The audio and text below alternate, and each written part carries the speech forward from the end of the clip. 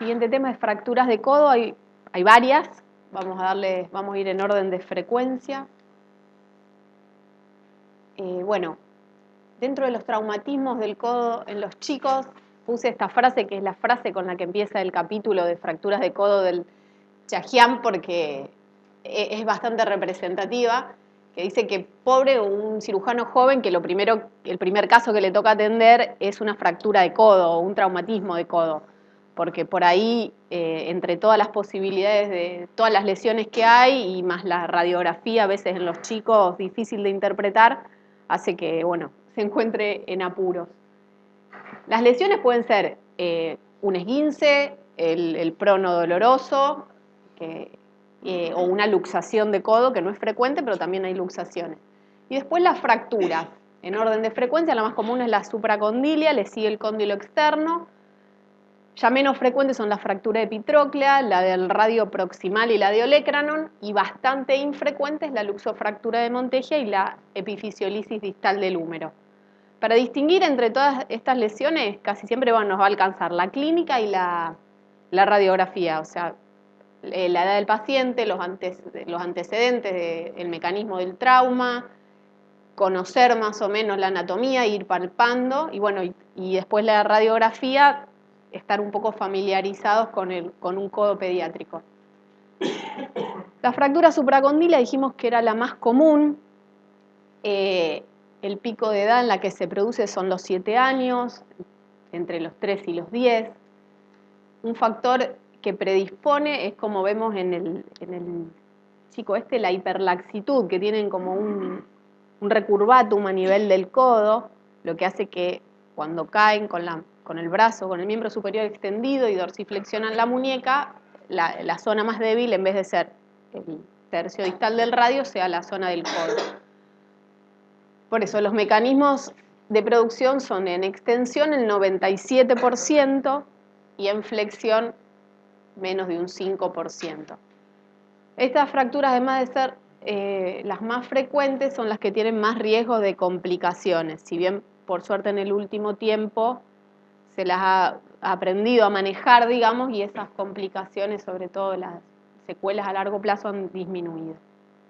Ahí vemos cómo se produce cuando cae, cómo pone la mano y cómo el olecranon impacta en la fosa olecraniana, que es una zona de hueso metafisario muy fino entre las dos columnas, y se produce la fractura.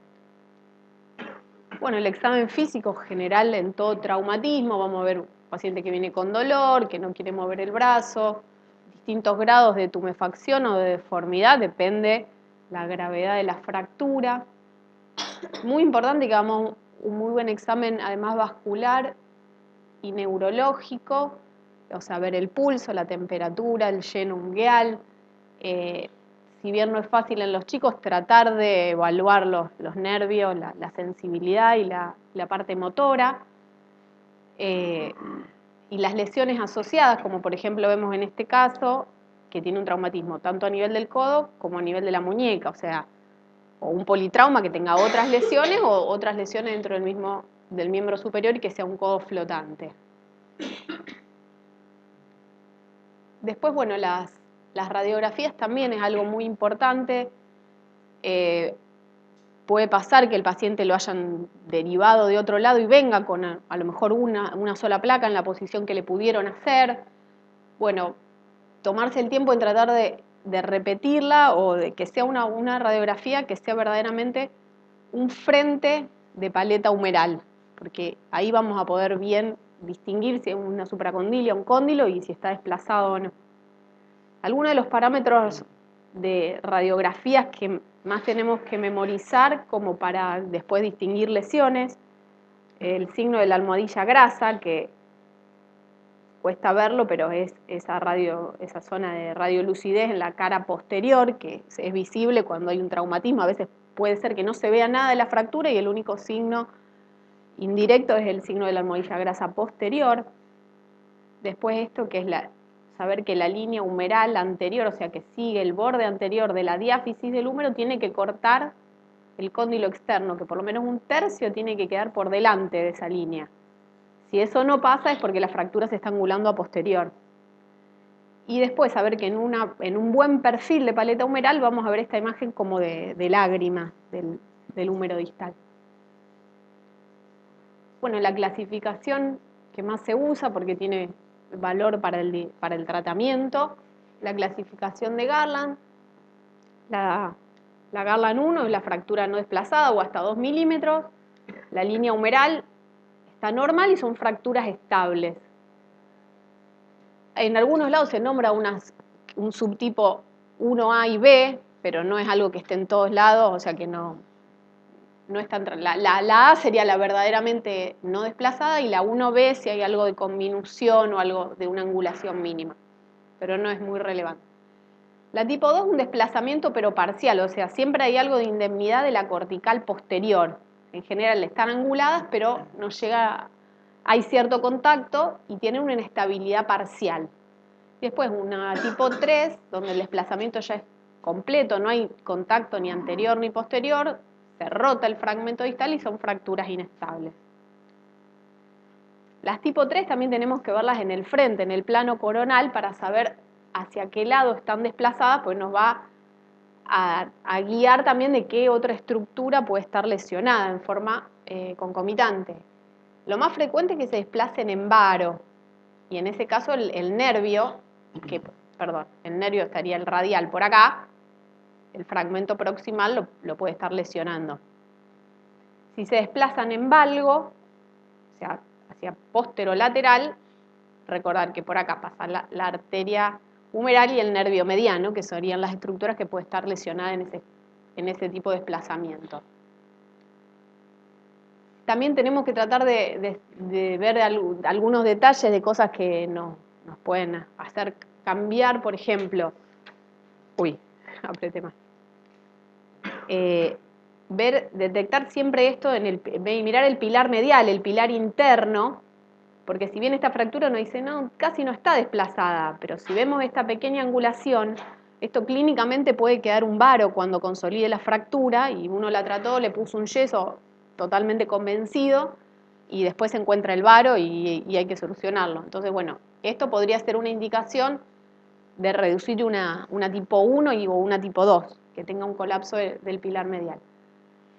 Algo que no es común es un trazo intraarticular, que sea una supraintercondilia, que a veces se puede ver en chicos más grandes, más cerca de la adolescencia, pero bueno, también nos va a hacer que por ahí necesite una reducción abierta o un tornillo que no lo vamos a tener, la mayoría de las veces no lo vamos a poder hacer en el momento, pero que no pase por alto. Y bueno, esto es saber bien que si vemos la paleta de frente y el fragmento distal de perfil es porque hay una rotación, una cola de pez, que también vamos a tener que buscar de reducir.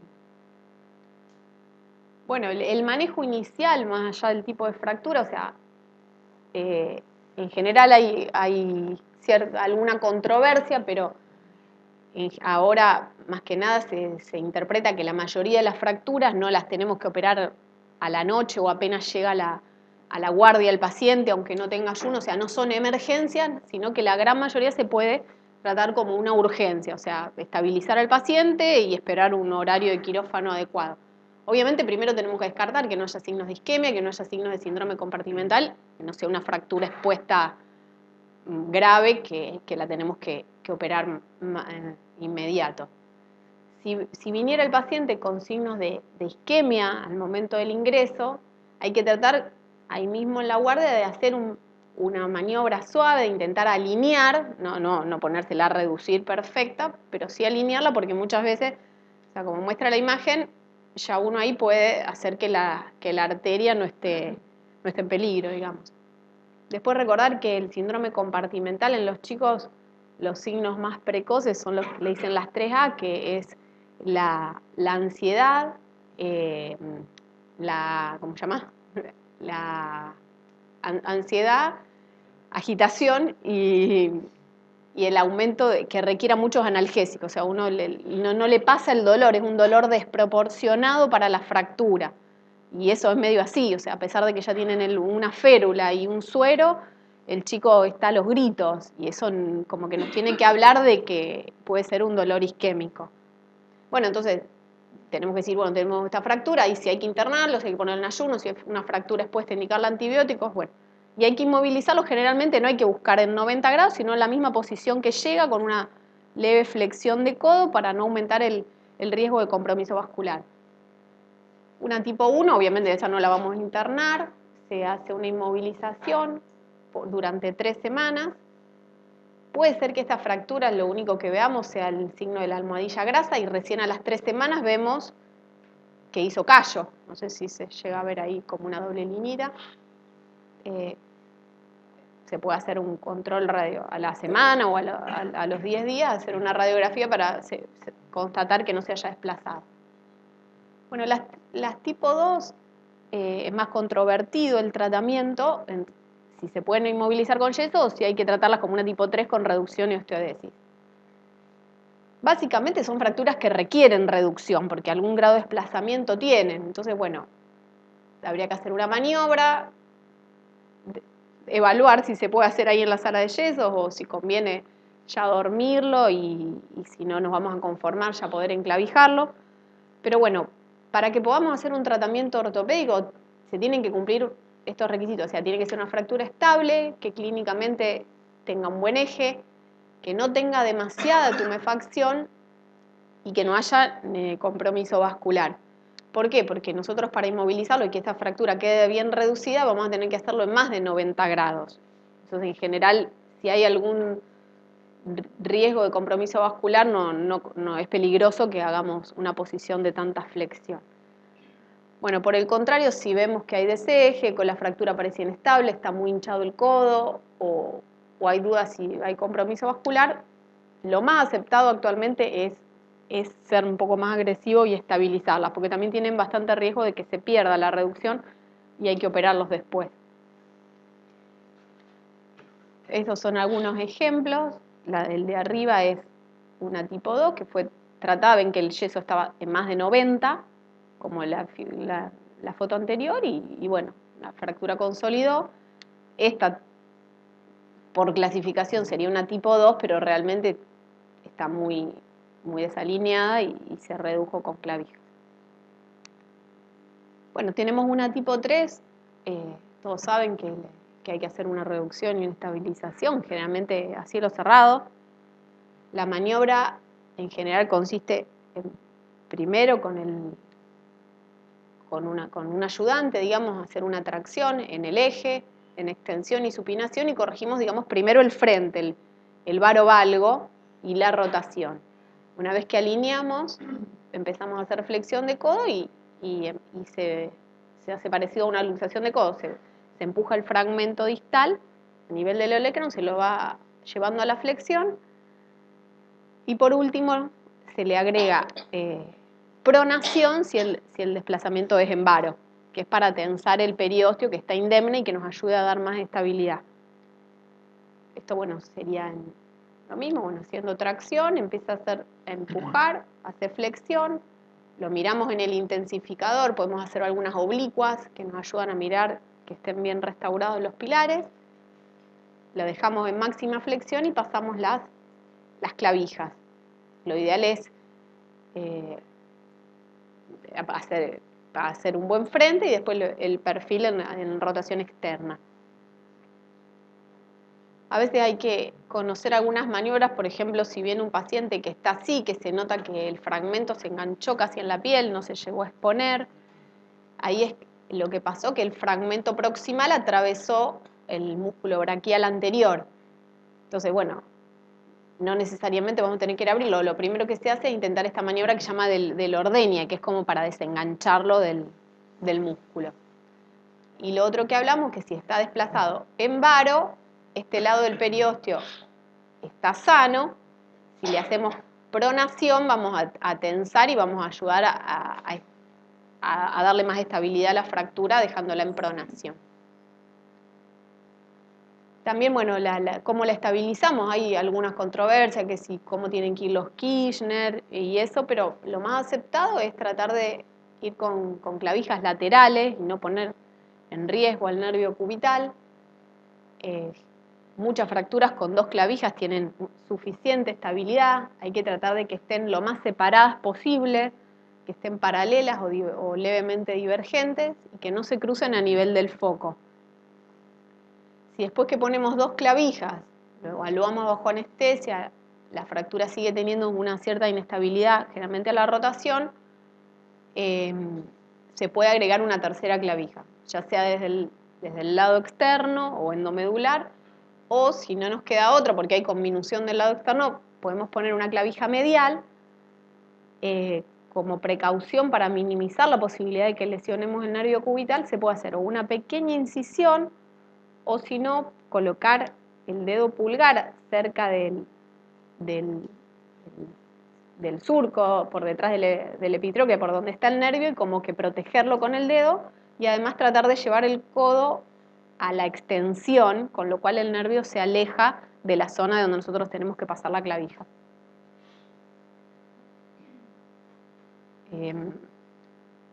Bueno, puede pasar que la fractura, a pesar de todo, no se pueda reducir porque hay interposición de partes blandas, la mayoría de las veces se trata del periósteo, o si son fracturas expuestas, o si tenemos un compromiso vascular, que ahora vamos a hablar, como que no se recupera después de la reducción cerrada, vamos a necesitar hacer una reducción abierta.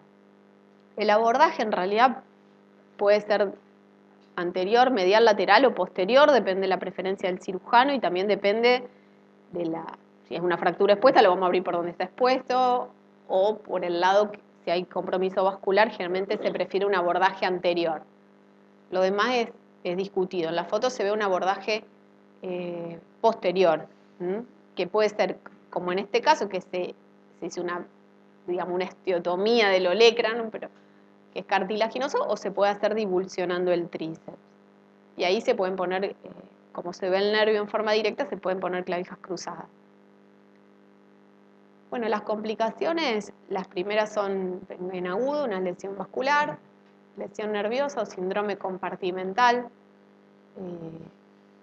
Y ya en forma alejada, lo más común es una deformidad angular, un codo varo, como el que vemos, limitación de la movilidad, y bueno, miocitis osificante, necrosis de la tróclea ya son complicaciones bastante raras.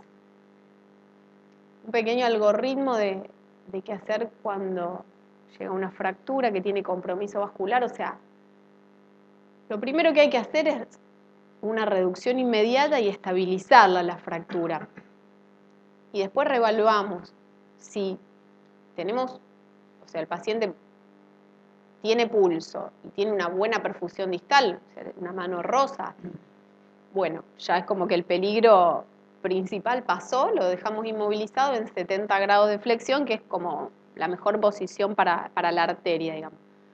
Ahora, si después de que hacemos la reducción, el paciente sigue sin pulso, bueno, no tiene pulso, pero tiene una buena perfusión, en general, si bien hay artículos y hay algunos que dicen que es mejor explorar por complicaciones alejadas, y la mayoría prefiere observar, dejar al paciente internado para ver que no siga agravándose ese compromiso vascular, dejarlo internado 48 horas y muchos recuperan el pulso en los días o semanas siguientes. Distinto, bueno, es el caso, ya además que no tiene pulso, la mano está blanca, está pálida y no tengo una buena perfusión, bueno, ese sería el caso en que todos estarían de acuerdo que hay que explorar y ver qué tipo de compromiso tiene la arteria. En caso de compromiso neurológico, puede ser, está discutido si el más común es que sea el nervio radial o que sea el nervio interóseo anterior, que es la rama motora del nervio mediano, pero también la mayoría de estos casos son complicaciones con buen pronóstico, por lo tanto, sí, nosotros lo primero que hacemos es la reducción y el enclavijado. Si después de eso recuperó, perfecto, esperamos. Si persiste, pero la reducción es anatómica, o sea, no hay riesgo que el nervio haya quedado interpuesto, bueno, se observa y la gran mayoría va a recuperar.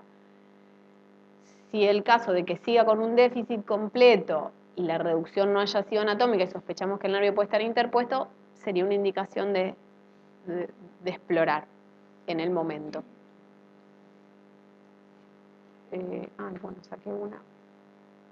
Bueno, pasamos entonces a las fracturas de cóndilo externo, que son las segundas más frecuentes. Característico de estas fracturas, que son fracturas fisarias, o sea, compromiso de la fisis y son fracturas que comprometen la articulación, por eso por ahí tienen características propias. Difícil el diagnóstico, sobre todo en las no desplazadas. Por lo tanto, es importante hacer un buen examen clínico. Generalmente acá el dolor y la tumefacción van a ser claramente más del lado lateral, que en la supracondilia eran más posteriores o más globales. Se pueden producir tanto por varo, o sea, por cizallamiento o por abulsión. Y bueno, son fracturas que tienen un riesgo de desplazamiento tardío, eso por ahí lo que las puede hacer más complicadas o que tengan complicaciones. Sí, que tengan complicaciones. Bueno, la dolor y tumefacción más externa. Ayuda en estos casos a pedir una oblicua. Muchas veces la oblicua se ve más claramente que se trata de un cóndilo y se ve más desplazado que en el frente y en el perfil. Después hay varias clasificaciones, pero digamos, lo más importante a tener en cuenta para el tratamiento es que si está desplazada o no está desplazada. Esto recalco que es difícil distinguir si una fractura no está desplazada o con un desplazamiento mínimo, si va a ser estable o no es estable. O sea, no hay una forma clínica ni radiológica de saber qué va a pasar. O sea, es importante controlarlas, porque todo depende si queda algo de bisagra articular sana y que le dé estabilidad a la fractura, o si por el contrario es más completa la fractura. Bueno, si la fractura no está desplazada, hasta 2 milímetros la vamos a tratar en forma ortopédica. Hacer radiografías periódicamente las primeras 3 semanas, si hace falta se saca el yeso para que se pueda ver bien que no se desplazó. Bueno, si tengo un desplazamiento entre 2 a 4 milímetros es más controvertido de qué hay que hacer. Siempre evaluar las partes blandas, porque si hay mucha tumefacción o si hay equimosis, por ahí nos está diciendo que hubo más desplazamiento por ahí que el que estamos viendo en el momento y nos inclinaría a lo mejor a ser más quirúrgicos. Se puede hacer ecografías o arteriografías o pedir resonancia si queremos tener o tenemos dudas, si lo podemos hacer con facilidad. Y bueno, pueden ser desde tratamiento ortopédico o hacer una reducción y con clavijas percutáneas, o si nos siguen quedando dudas, abrirlo y ver una buena reducción de la superficie articular. Bueno, en las tipo 3, que ya son francamente desplazadas, y por ejemplo en este caso el fragmento está rotado y mira hacia la piel, digamos, no hay duda que hay que hacer una reducción abierta, el abordaje es lateral, hay que hacer una disección muy cuidadosa porque la vascularización del cóndilo es bastante precaria y llega por la parte posterior, entonces hay que tratar de no lesionar justo ahí. Y siempre importante es evaluar la reducción a nivel de la superficie articular, no de la metáfisis, porque a veces la metáfisis no te encaja perfecto y lo más importante es que quede bien la articulación. Bueno, las complicaciones, lo más común es el espolón lateral o el cúbito varo. Por ahí hay que decirle a la familia que a pesar de que la fractura quede bien reducida, le puede quedar como una prominencia del lado externo, que puede hacer que parezca un varo, pero no es un varo real. Después, bueno, el retardo de consolidación y pseudoartrosis, sobre todo en fracturas que a lo mejor inicialmente pasaron desapercibidas porque eran no desplazadas y se fueron desplazando con el tiempo y cuando la vemos ya nos encontramos con esto. Y bueno, la mayoría habría que verlo ya, pero bueno, en este caso fue tratado en forma quirúrgica, con osteosíntesis, a veces injerto, y la necrosis del atrocleo. Bueno, las fracturas de la epitróclea, se trata de abulsiones y la epitróclea es una apófisis, o sea, es un lugar donde se inserta músculo, pero no contribuye al crecimiento del codo. Se dan generalmente en pacientes más preadolescentes y adolescentes. Hasta en un 50% se asocian a luxación de codo, a veces ya reducida en el momento que nosotros vemos al paciente, y el fragmento puede quedar atrapado adentro de la articulación. También se asocia a otras fracturas como radioproximal o olecranon y puede haber compromiso del nervio cubital. Bueno, el tratamiento también tiene su controversia, más que nada porque no hay un número exacto de que no, esta está desplazada o hasta este desplazamiento es tolerable y este no es tolerable. Si la fractura no está desplazada, menos de 5 milímetros, el tratamiento va a ser ortopédico. Y si bien puede ser que en la radiografía no llegamos a ver bien la consolidación, funcionalmente van a andar muy bien y es lo que hay que explicarle, digamos, a la familia. Si la fractura está desplazada, bueno, depende del grado de desplazamiento, pero por ahí pensar bien, individualizar qué tipo de paciente se trata y generalmente si son pacientes deportistas o bueno, que hacen actividades que requieren uso del miembro superior, si es a veces el brazo dominante, o si tienen compromiso del nervio, eso nos va a inclinar más a la cirugía. Vamos a hacer una reducción abierta y fijación. En el caso de que tengamos el fragmento atrapado, hay una maniobra para tratar de que hay que hacer extensión, varo y supinación, hacer el intento y si no va a ser para reducción abierta. Lo importante en estas fracturas, cualquiera sea el tratamiento, es que tratemos de darle movilidad precoz, porque tienden a limitar la movilidad a largo plazo. Por ejemplo, este caso, una chica de 14 años hacía gimnasia deportiva y bueno, se consideró que necesitaba, hacía por ahí un ejercicio arriba de la viga, que no corra riesgo de tener una inestabilidad de codo en el futuro y se hizo una reducción con un tornillo. Este otro paciente que vino con una luxación de codo también, se redujo la luxación, se vio bien la fractura, por suerte no quedó atrapado el fragmento, pero se decidió fijarlo. Si bien con clavija no es lo ideal porque no puede tener una movilidad tan precoz que con un tornillo, pero bueno, por ahí entre esperar 15 días para operarlo con un tornillo, depende de las posibilidades que uno tenga. Bueno, las siguientes son las fracturas del radio proximal. La mayoría no son como los adultos, que son casi todas articulares, sino que son más bien del cuello, tanto de la fisis como de la metáfisis. Pueden producirse por un mecanismo en valgo, donde muchas veces hay fracturas asociadas, como muestra el dibujo, una fractura de olecranon, o puede ser una fractura epitróclea o una avulsión del ligamento colateral cubital. Otros pueden ser en una luxación de codo, ya sea durante la luxación o durante la reducción. Son fracturas que también hay que aclararle a los papás que, independientemente de su tratamiento, pueden comprometer en forma alejada el rango de pronosupinación. Los conceptos de tratamiento siempre hay que tratar de ser lo más conservador con esta fractura, justamente para que no pierdan más movilidad.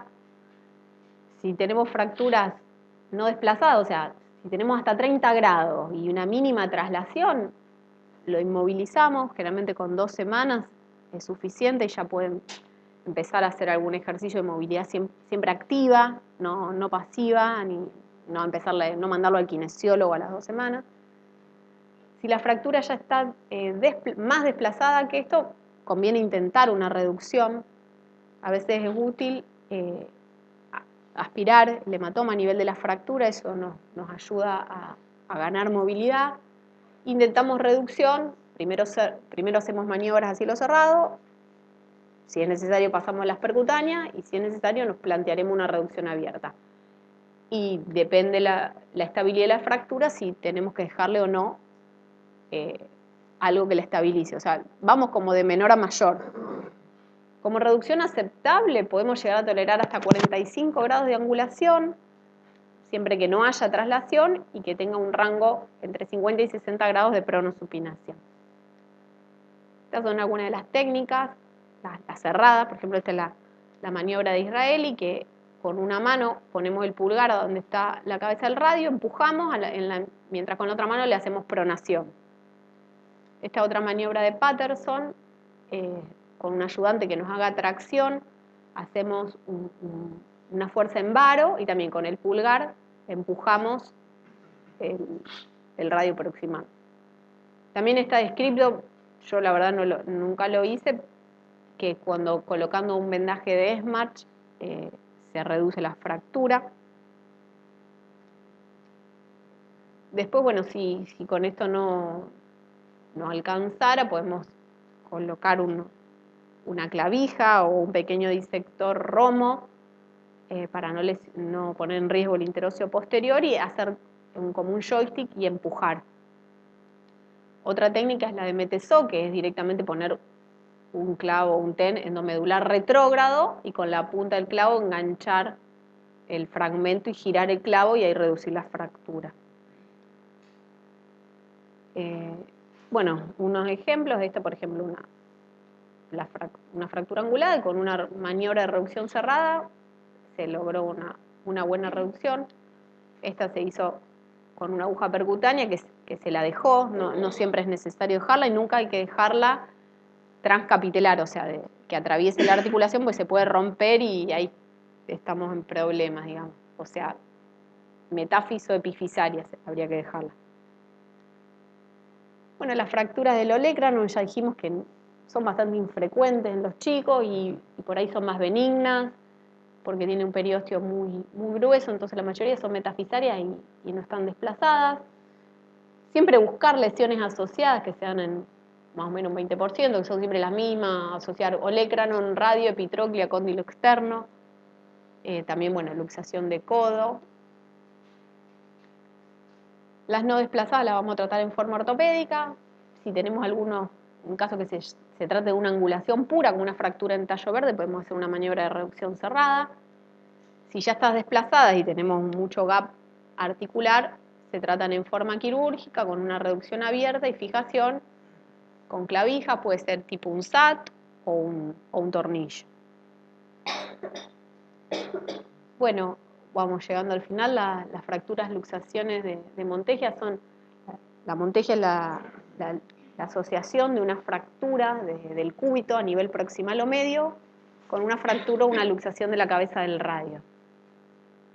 Lo más importante en estas fracturas es hacer un buen diagnóstico para no encontrarnos con que es una Montegia inveterada. Siempre hay que sacar radiografías panorámicas del antebrazo, o sea, por ahí si vemos una fractura de antebrazo, estar seguro que estamos viendo el codo y no pensar que solo tengo una fractura de cúbito y la cabeza del radio está luxada. Tomar como parámetro que en cualquier posición del codo, si yo trazo una línea que siga la diáfisis del radio, siempre va a tener que cortar el cóndilo externo, digamos, el capitelum. Cosa que, por ejemplo, vemos en este caso, no pasa.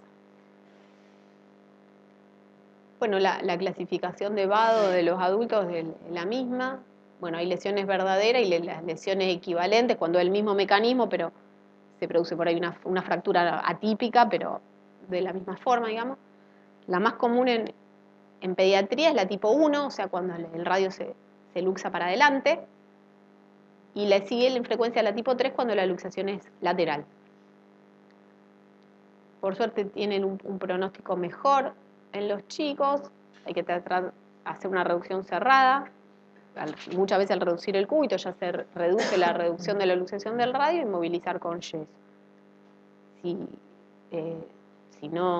Si fuera una fractura irreductible o inestable, bueno, como en este caso, se estabiliza con una clavija o con un clavo endomedular.